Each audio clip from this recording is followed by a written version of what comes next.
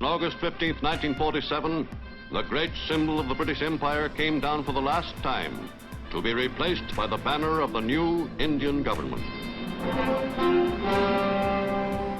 जब भी भारत में ये सवाल उठता है कि भारत को आज़ादी किसने दिलाई थी, तो हम सबके दिमाग में एक ही जवाब आता है, महात्मा गांधी। आज़ादी के बाद से 70 सालों तक हम सबको यही पढ़ाया गया है और यही हम मानते भी आए हैं। यही कहानी हमें कई ऑस्कर विनिंग मूवीज में भी दिखाई गई है। And the winner is Ben Kingsley and Gandhi. The winner is Richard Attenborough for Gandhi. हमें लगता है कि शायद उस समय हमारे पूर्वजों ने अंग्रेजों से रिक्वेस्ट की थी कि आप प्लीज भारत छोड़ के चले जाइए, और इसके जवाब में उन्होंने हमसे कहा होगा कि ओके, कोई बात नहीं, हम तुम्हें छोड़ के चले जाएंगे, मगर तुम रोना धोना बंद करो। मगर क्या आप जानते हैं कि ये कहानी गलत है?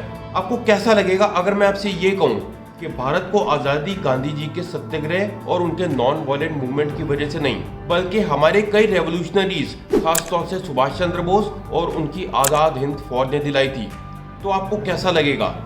आज इस वीडियो में मैं आपको यही बताने वाला हूँ कि चाहे महात्मा गांधी को फादर ऑफ द नेशन कहा जाता है, मगर भारत को आज़ादी असल मायने में सुभाष चंद्र बोस ने दिलाई थी। मगर आगे बढ़ने से पहले अगर आप इस चैनल पे नए हैं और अभी तक सब्सक्राइब नहीं किया तो कर लीजिए और बेल आइकन को दबाना ना भूलें।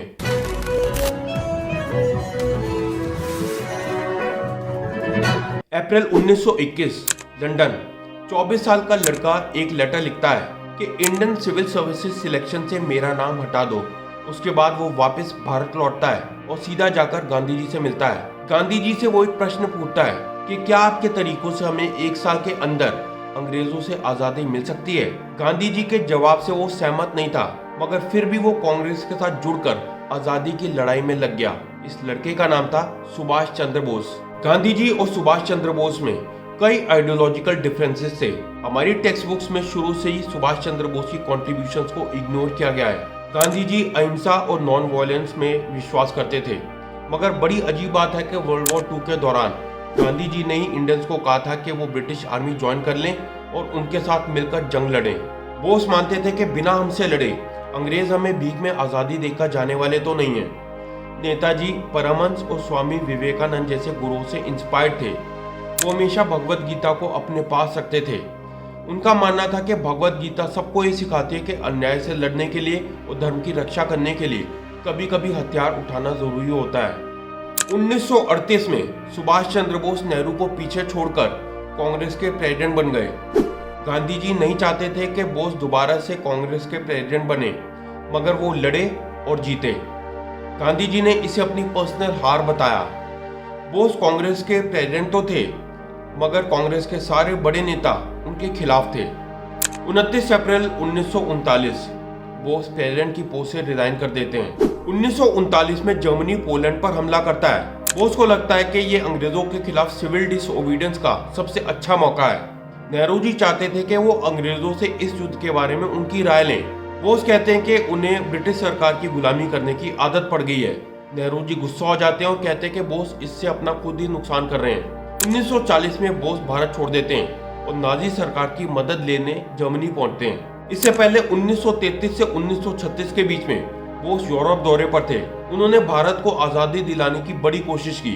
उनका मानना था कि जो भी ब्रिटिश सरकार का दुश्मन है वो भारत का दोस्त है, और इसी वजह से उन्होंने एक्सिस पावर्स इटली, जर्मनी और जापान से मदद मांगी। बोस शुरू से अपने मिशन में साफ थे। वो किसी व्यक्ति या आइडियोलॉजी के सपोर्टर नहीं थे। बोस हिटलर से मिले थे, इसीलिए कांग्रेस के सारे बड़े नेता उन्हें नाजीवाद बताने लगे। यही लोग आज नेल्सन मंडेला को एक ग्लोबल लीडर मानते हैं। नेल्सन मंडेला यासिर अराफात से मिले, गद्दाफी से मिले, फिडेल कास्ट्रो से मिले। इन सब की मदद से लड़े और जीते। जब नेल्सन मंडेला से पूछा गया कि वो इन डिक्टेटर से क्यों मिले, तो उनका जवाब था कि ये जरूरी नहीं है कि जो आपका दुश्मन है वो मेरा भी दुश्मन हो। जो भी देश हमारी लड़ाई में हमारा साथ देगा, हम उसके साथ खड़े होंगे। यही सब बोस ने भी कहा था। मगर ऐसा क्यों है कि वो पूरी दुनिया के लिए एक फासिस्ट और नाजीवाद हो गए और नेल्सन मंडेला एक वर्ल्ड हीरो? महात्मा गांधी और prime minister Jawaharlal Nehru Mussolini और हिटलर को पसंद नहीं करते थे। इसी वजह से कांग्रेस और बोस के बीच में मतभेद हुए। बाद में बोस को प्रेसिडेंट के पद से इस्तीफा देना पड़ा और वो जर्मनी चले गए, जहां पर उन्होंने आजाद हिंद फौज का गठन किया। बोस ने अपने दम पर एक ऐसी आर्मी बनाई जो हथियार चलाना जानती थी। अपने इन सैनिकों को प्रेरित करने के लिए बोस ने यह नारा दिया था, तुम मुझे खून दो, मैं तुम्हें आज़ादी दूंगा। गांधी जी और बोस में मतभेद और भी ज्यादा तब बढ़ गए जब भगत सिंह, राजगुरु और सुखदेव की फांसी रुकवाने के लिए गांधी जी ने ब्रिटिश सरकार पर कोई खास दबाव नहीं डाला। वर्ल्ड वॉर में आज़ाद हिंद फौज जापान की तरफ से लड़ी, मगर जापान की हार हुई और किन्हीं कारणों की वजह से आज़ाद हिंद फौज भी अपने मकसद में नाकामयाब रही। 1943 से 1945 के बीच में आज़ाद हिंद फौज ने अंग्रेजों के खिलाफ कई युद्ध लड़े। हिस्टोरियंस का मानना है कि 1942 में क्विट इंडिया मूवमेंट के फेल होने के बाद कांग्रेस का बहुत ज्यादा बुरा हाल था और उनकी पॉपुलैरिटी भी बहुत कम हो चुकी थी। अगस्त 1945 सुभाष चंद्र बोस की मृत्यु की खबर आई। अंग्रेजों ने आज़ाद हिंद फौज के सैनिकों को बंदी बना लिया। रेड फोर्ट ट्रायल्स में ब्रिटिश सरकार ने INA के सैनिकों को टॉर्चर और ह्यूमिलिएट किया। ये एक ऐसी घटना थी जिसने पूरे देश के लोगों को एक साथ जोड़ दिया। लोग इकट्ठा होने लगे। आज़ाद हिंद फौज के सैनिक अचानक पूरे देश के लिए हीरो बन गए। लोग इन सैनिकों के परिवारों के लिए पैसे जुटाने लगे। पूरे देश में क्रांति का माहौल बन गया। इस जन सैलाब को देखकर वो कांग्रेस जो अब तक आज़ाद हिंद फौज पर चुप थी, अब इसे एक सुनहरे मौके के रूप में देखने लगी। 1945-40 के इलेक्शंस के लिए नेहरू को यह सबसे बढ़िया मौका लगा। नेहरू ने कई रैलियों में कहा कि हम इन सैनिकों की देशभक्ति पर शक नहीं करते, मगर इन्हें गुमराह किया गया था। कई जगहों पर आज़ाद हिंद फौज की रैलियां निकाली गई और अंग्रेजों के खिलाफ जंग भड़क गई।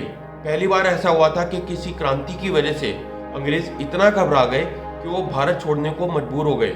अंग्रेजों को अब भारत में डर महसूस हो रहा था। एक साल के अंदर अंग्रेज भारत छोड़कर भाग गए और इस आज़ादी के नायक बने गांधी और नेहरू।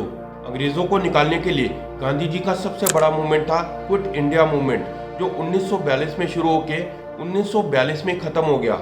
जरा सोचो, अगर इससे हमें आज़ादी मिली होती तो अंग्रेज 1942 में भारत छोड़ के क्यों नहीं चले गए? 5 साल बाद 1947 में क्यों गए? गांधी जी ने यह बात खुद भी मानी थी कि नेताजी बोस और INA ने पूरे देश में इंडिपेंडेंस मूवमेंट को एक नई मोटिवेशन दे दी। एटली, जो भारत की आज़ादी के वक्त ब्रिटेन के प्राइम मिनिस्टर थे, वो एक बार भारत के दौरे पर थे। उनसे एक जर्नलिस्ट ने पूछा कि क्विट इंडिया मूवमेंट तो 1942 में हुआ था, मगर आप लोग 1947 में भारत छोड़ के क्यों गए? तो इसके जवाब में उन्होंने कहा कि नेताजी बोस और उनकी आज़ाद हिंद फौज की वजह से। तो इस तरह से भारत की आज़ादी में गांधी और नेहरू से भी ज़्यादा रोल था नेताजी बोस और उनकी इंडियन नेशनल आर्मी का। इंडिपेंडेंस के बाद पावर में आने के बाद कांग्रेस ने टेक्स्ट बुक्स और मीडिया के जरिए लोगों को सिखाना शुरू किया कि गांधी के अहिंसा और नॉन वायलेंस की वजह से ही भारत को आज़ादी मिली है। शायद उन्हें लगा होगा कि अगर इसका क्रेडिट सुभाष चंद्र बोस ले गए तो वो इतने सालों तक भारत पर राज कैसे कर पाएंगे। अगर गांधी की आइडियोलॉजी इतनी पावरफुल है तो हमने इतने सालों तक इसे फॉलो क्यों नहीं किया? अहिंसा से तो आज दिल्ली में कोई किराएदार भी आपका मकान नहीं छोड़ता। इसके अलावा पिछले कुछ सालों में हमने ये भी देखा है कि फार्मर प्रोटेस्ट जो शुरू हुए थे अहिंसा से, खत्म हुए दंगों से। CAA प्रोटेस्ट जो शुरू हुए थे अहिंसा से, खत्म हुए दंगों से। जब हम भारतीय खुद ही नॉन वायलेंस को नहीं मानते तो अंग्रेज इसे क्या मानते?